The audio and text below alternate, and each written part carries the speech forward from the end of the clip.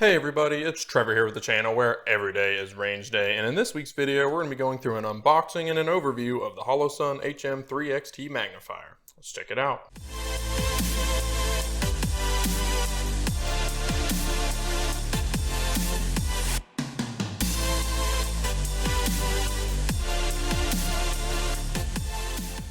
Alright guys, and as we get into this, pardon my crude camera angle this week. I'm in the middle of moving, so the house is a bit of a mess, but this countertop works just fine.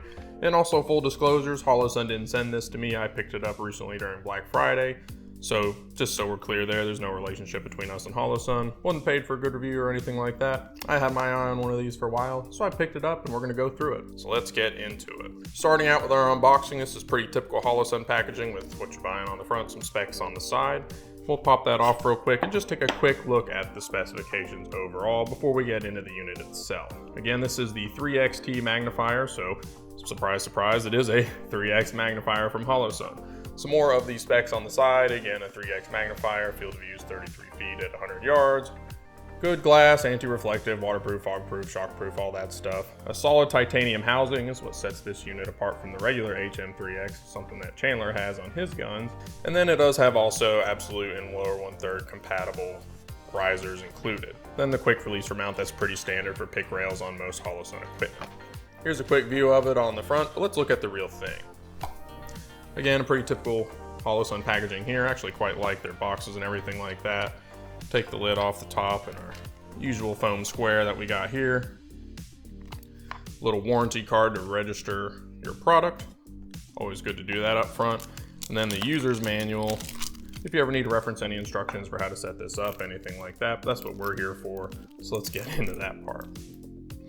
We also got a little cleaning cloth. I already have one of these in my AR. You can see her on the back, but it's always good to have a spare.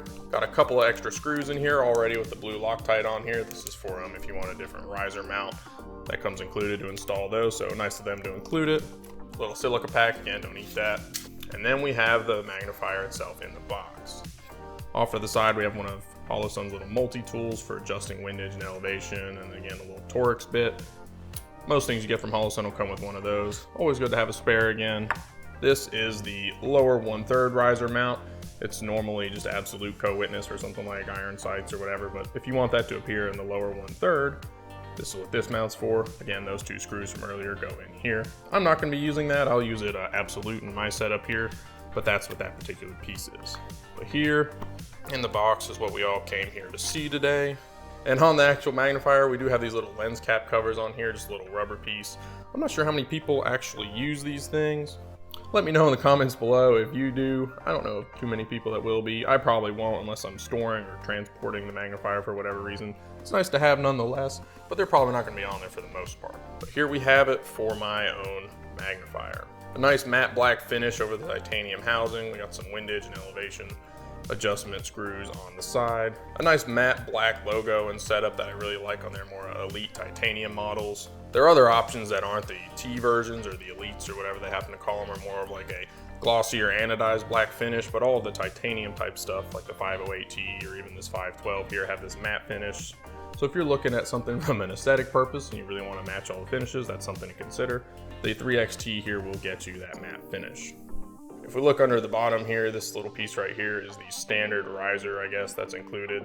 This is where the lower 1/3 co-witness piece will go. If you open this here, you take these screws out, and it'll slide in under there, and that's more or less how you get that piece installed. Again, I'm not going to be doing it, but that's how it works. The flip to side action's kind of difficult to actuate when it's not on a gun, but once you have something to leverage against on your pick rail, it's probably going to be pretty easy.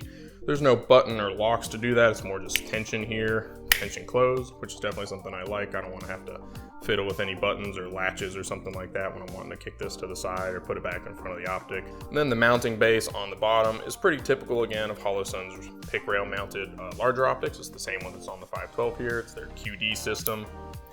You can see I just opened it there. There's a little button right in here. You press this and that frees up this lever, pulls this back, and then it'll fit on your standard 1913 rail. If for some reason you need to take this apart, there's a screw here and there to deal with that.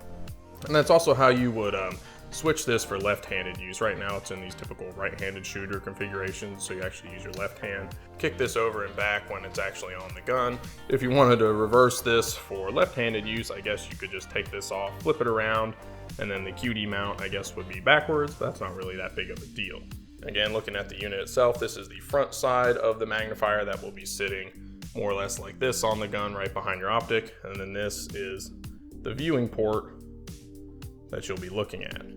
This little piece right here does spin and adjust focus. It's the diopter component on here. I have looked at this magnifier a little bit already, and this does work pretty nicely for getting things in focus at closer or further distances. I have it set to be more farther out right now because it is 3x, so that's primarily what I'm going to be using it for. I don't really need the magnifier or wouldn't want to use it per se on the closer focal range setting, but it's there for that if you want. It's a nice feature and good to have. And again, just speaking briefly on the glass clarity, it is pretty good. There's a slight tinge of blue on there, ever so slightly blue compared to a natural light, I would say. It's definitely very clear glass. I don't have any complaints about it, but if you want something that's, 100%, I don't know, in tune with the natural lighting, this does just have a teensy bit of blue. It's not as blue as something like I've seen on some RMRs or something like that, but pretty solid glass clarity. And as we test this further, we'll comment more on the fog-proof and shock-proof characteristics of this particular lens. I don't have any other magnifiers on the table with me today, but I guess the chief competitor of this, at least from Holosun, is the regular HM3X versus the 3XT here. The main difference is the titanium housing, but another item that should be considered is the overall length.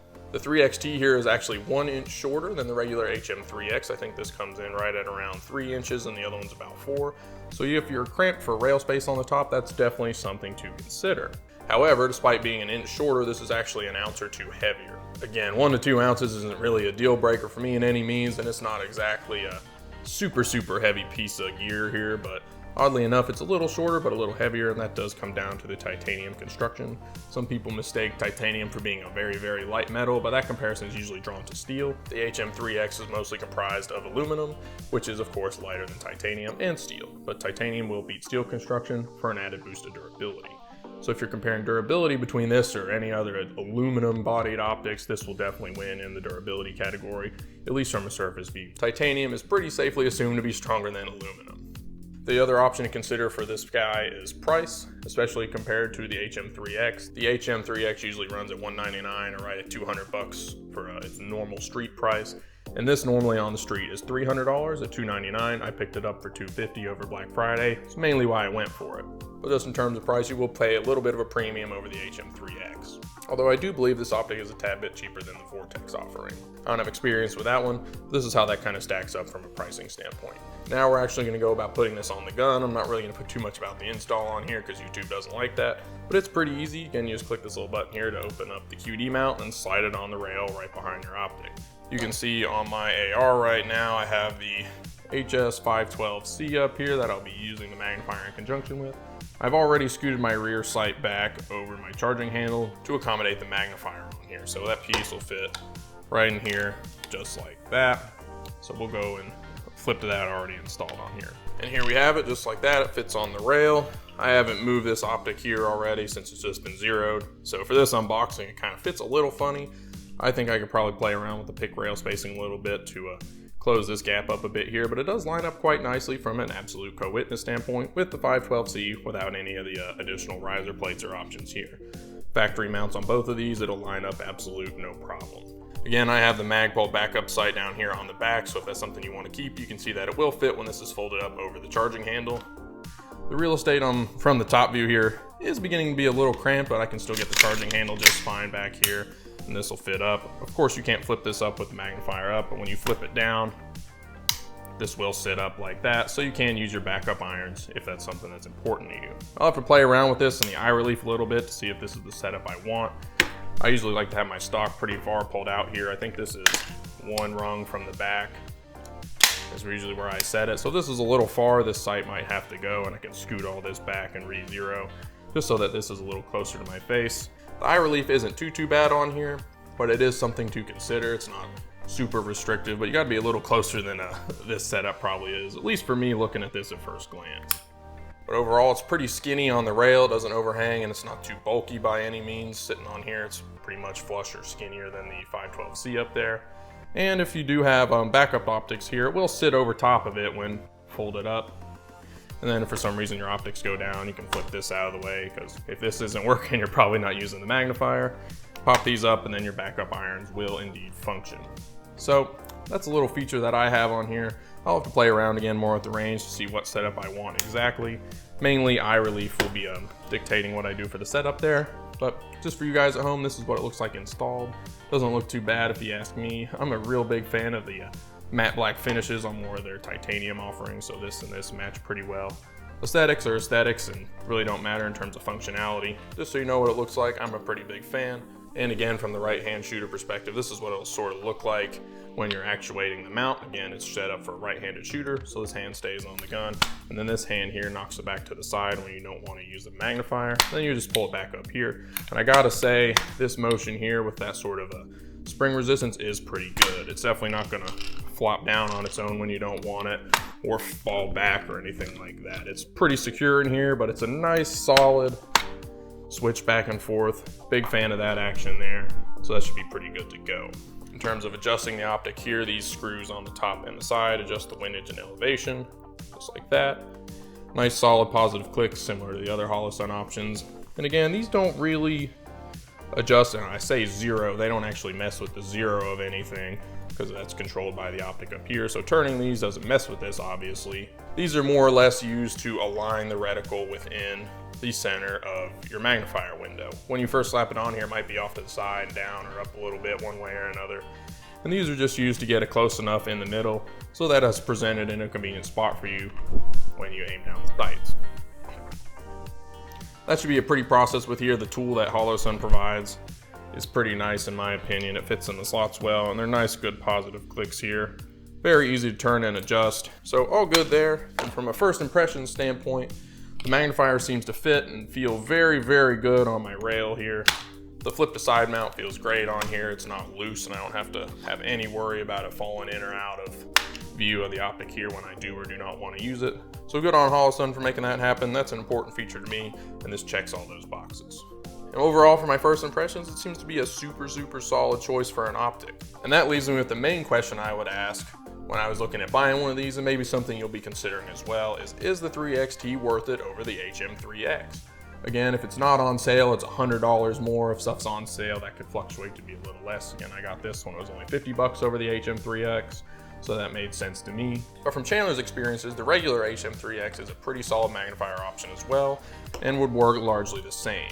Again, the key differences being price, and then also overall length of the unit. Again, this is an inch shorter, so if you have a little bit less real estate up here on top of the pick rail, that may be the deciding factor on here. Smaller is usually a little bit better, but of course it's a tad bit heavier. But those are the two options that I would consider when choosing between the HM3XT that I have here, or the HM3X if you're looking at a Holosun magnifier. For me, the shorter overall package plus the $50 sale made the difference for me. But if you're tight on cash and maybe that extra inch up top doesn't matter for you, you definitely can't go wrong with the HM3X. Well, that looks like it's going to be it for the video today, guys, on the HM3XT magnifier from Holosun that I recently picked up for my AR here.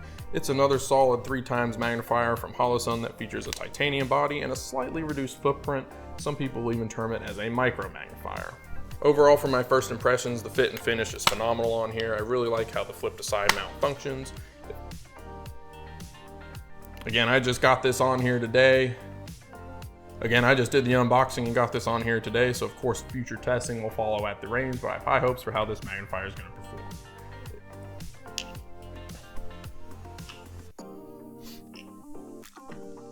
If you like this video, feel free to leave a like down below, and if you have any questions about magnifiers in general, the HM3XT that I talked about today, or maybe some other comparisons between this option from Holosun, other Holosun options, or anything relating to co-witnessing, mounts, and things like that, feel free to leave it down below in the comments. We would love to hear from you. And as always, make sure to subscribe to the channel, where every day is range day. Thanks for watching, guys. Stand by.